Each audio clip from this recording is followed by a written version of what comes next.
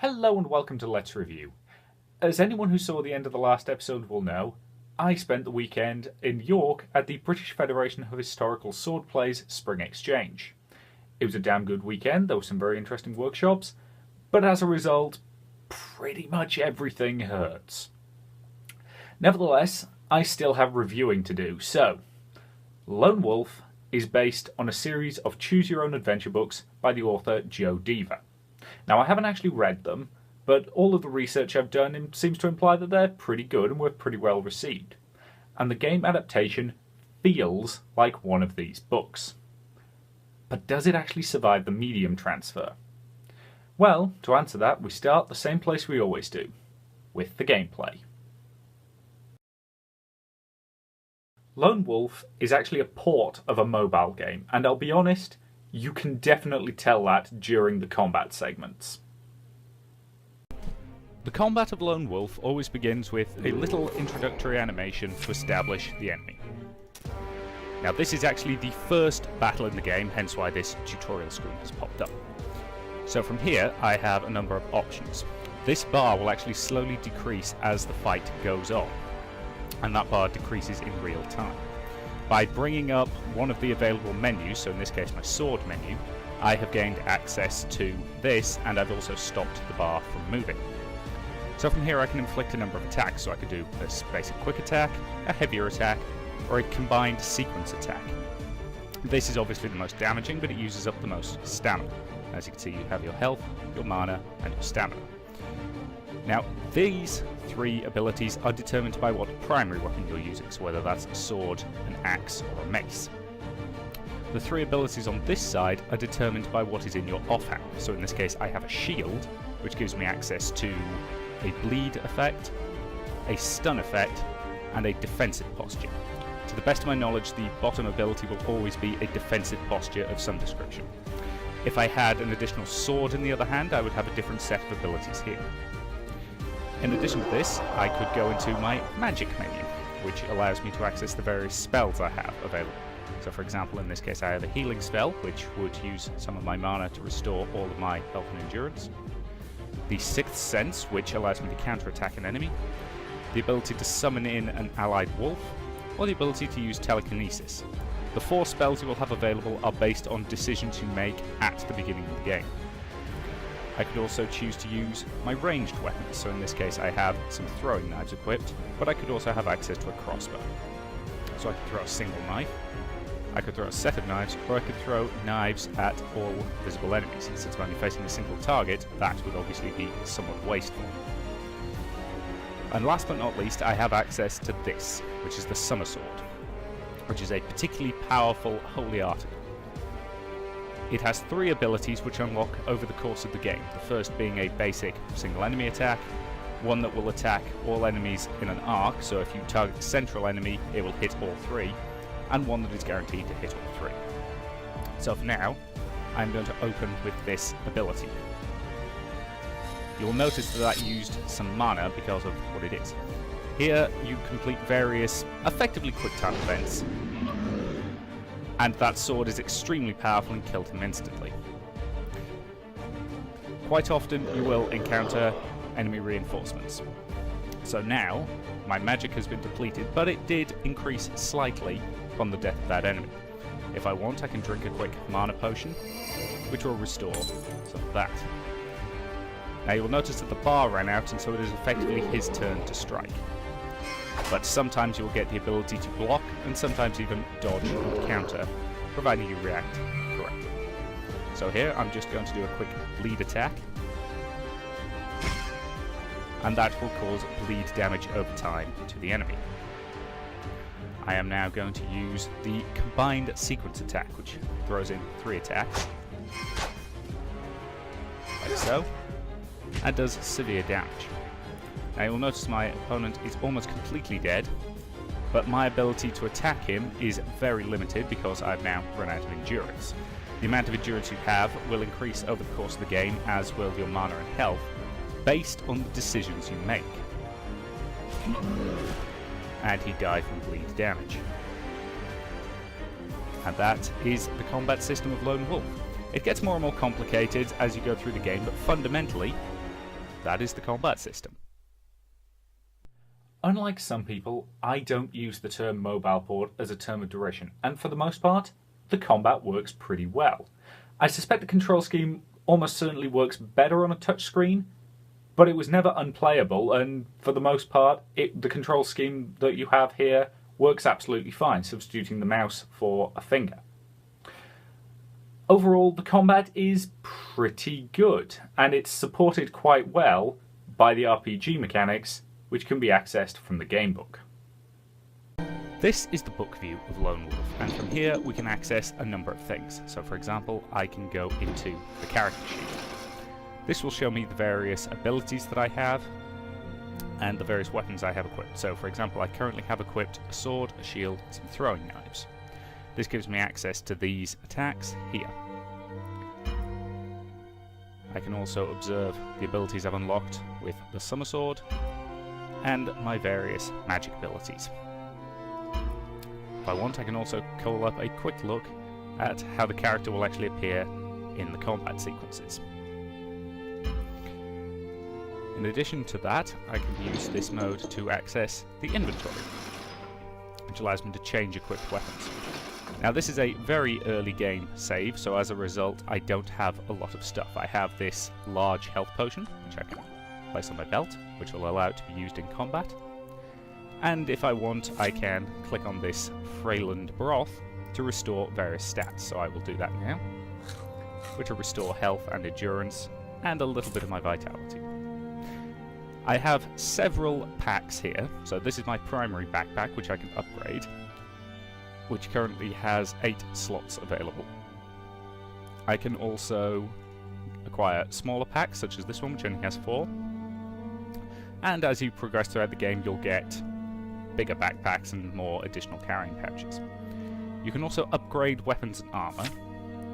So for example, my sword Aspirin is currently at the lowest level. You can upgrade it up to 3 times, and that'll include its damage and the stat bonuses that it offers. The same goes for the shields and the Kai leather armor. As you upgrade the Kai armor, it will go from leather armor to chain armor and eventually to plate armor. Now, it also changes its appearance, though not in any major way. It adds padding and various other things to various locations. And fundamentally, that is it for the inventory and book mode. You can also access the quest log. As I say, I'm not worried about giving away spoilers at this point because this is a very early game save. And that's quest items. And I can also view the world map. This is used to travel around, and there are times when you will be able to select multiple places to visit. And fundamentally, that is it for the RPG elements. You are given a significant number of options from your choices of magic, primary and secondary weapons, and missile weapons. And all these choices allow you to use techniques and tactics that you favour. Overall, there's quite a lot of customization here, especially given that you have to pick your 4 magic spells at the beginning of the game, giving you incentive to go back and try the game again with different spells. In addition to this, there are also 2 mini-games, the first of which is lockpicking. This is the lockpick mechanic, and it will be instantly familiar to anyone who has played Skyrim. Up here we have the number of lockpicks I have left, and so if I attempt to do here, then the pick shudders to indicate that it's not quite in the right place. So I will try twisting it this way, and see if it goes a bit further, and it does, and I suspect that's close enough to unlock it. If I go all the way over here, say, I can eventually break the pick. As I said, this mode will be instantly familiar to anyone who's played Skyrim or anything similar, so it's not terribly inventive, but it is at least functional and it works as well as you could want for a mode like this. Yep. Hey. Pretty straightforward overall. In addition to lockpicking, later in the game you will acquire a strange ancient cube that can be used to open very special magical locks. This is the Chianti Cube, and it is used to open very old mystical locks, which quite often are on chests that contain interesting loot or similar things. It's also used for progression in the main plot. You can rotate the cube around in any which way you so desire, using either the left mouse button or both mouse buttons to rotate. And your ultimate objective is to get the cube to match the shape presented in the upper corner of the screen. You do this by clicking on the symbols, which causes the cube to move apart, like so. You cannot move a segment more than once. So, for example, if I bring it out here, I can't lift it up as well. As a result, most of the time the solutions tend to be fairly simple, usually only involving one or two movements of the cube. However, just because they're relatively simple doesn't mean they're easy to spot. There's a lot of spatial awareness goes into this puzzle. While you are messing around with the puzzle itself, you will notice that the green bar in the top corner of the screen is lowering. Should this reach 0, the cube will explode. If you get stuck, and you have the sixth sense ability, you can use it, and it will just show you the solution. You still have to actually click the solution manually yourself, but that's a pretty easy way to figure out the answer. And then you just need to rotate the cube in position. And fundamentally, that is it for the Chianti Cube. These mini-games are fine. There's nothing particularly special about them, but they break up the flow of combat and they give you something a little bit different to do, which is always nice. Overall, the gameplay's pretty good, although it can get a little repetitive, especially late game. With that said though, there is one thing that I do want to bring up. The weapon degradation. It is too damn fast. I'm sorry, but swords just don't break that quickly. I've been using the same one for over 2 years, and it's still fine. But honestly, that's a pretty minor quibble in the grand scheme of things. The gameplay of Lone Wolf is solid enough for what it is. It's not exactly going to set the world on fire, but it gets the job done in an engaging and enjoyable way. Overall, yeah, the gameplay's pretty good. But how does the story fare? The game follows the character of Lone Wolf. And yes, I'm going to assume that's either a moniker that he's taken for himself, or he just had really weird parents. I honestly can't tell. Regardless, he is the last of the Kai Lords, a ruling warrior class who are sworn to defend the land and its people. Travelling around, he stumbles across the village of Rockstarm, which is under attack from the forces of evil, and he makes it his mission to defend the town, find any survivors, and keep them safe. And of course, naturally along the way, he discovers the mysterious reason for their attack. The scale of that seems somewhat small. Yeah, but honestly, I actually kind of like that. I've done the epic world-saving quest enough times that sometimes it's nice to just save a small village. This also lets you get to know the people of Rockstarm and encounter them. Though I will admit that only one of them really has a character. The rest are used more as background dressing, but I've got to be honest, they do what they need to do. And by any chance is that character female? Yeah. Love interest? Not really. There is a bit of hinting at the end and they do hug, but honestly it reminded me quite a lot of the ending of Pacific Rim. If you want to believe that the two of them got together, you can, but personally I don't see it. They're just two friends who've been through hell together and they are sharing a hug. There is nothing wrong with hugging your friends. Let's face it, I'm a hugger. Ugh, don't remind me. Yeah, you're not much of a hugger, are you? Anyway, the story of this game is pretty standard fantasy fare. It's got all the ancient magic and holy swords and dark wizards and all that kind of stuff that you could want, but it is at least pretty well written. I think it does help that the actual game was written by the guy who wrote the original books, and it just has the tone of a man who's very comfortable in the world that he has built.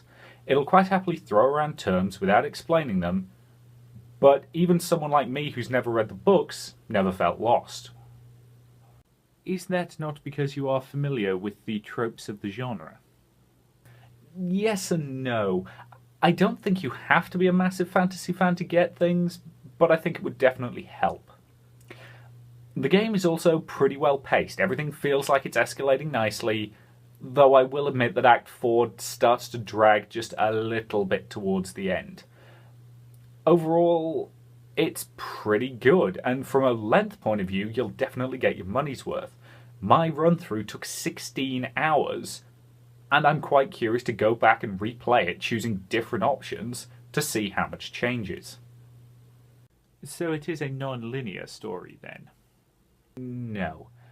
I'm not actually a fan of that definition for the simple reason that ultimately you're still going from A to B. You're still following the same basic path, although it does have side options that let you change things and alter things around. Ultimately, the story of Lone Wolf is pretty solid. It's nothing special, but that's okay. I don't need everything to be the greatest thing ever, because sometimes, quite frankly, it's nice to have something that's merely good. I really quite like some of the art for this game. It's mostly monochromatic stuff that looks like it's been hand-drawn, and that just gives it this lovely stylized feel. I also like the fact that the game book is a book, and the opening with it just sitting on a table just puts me in mind of old Disney movies, and well, that pushes all my nostalgia buttons.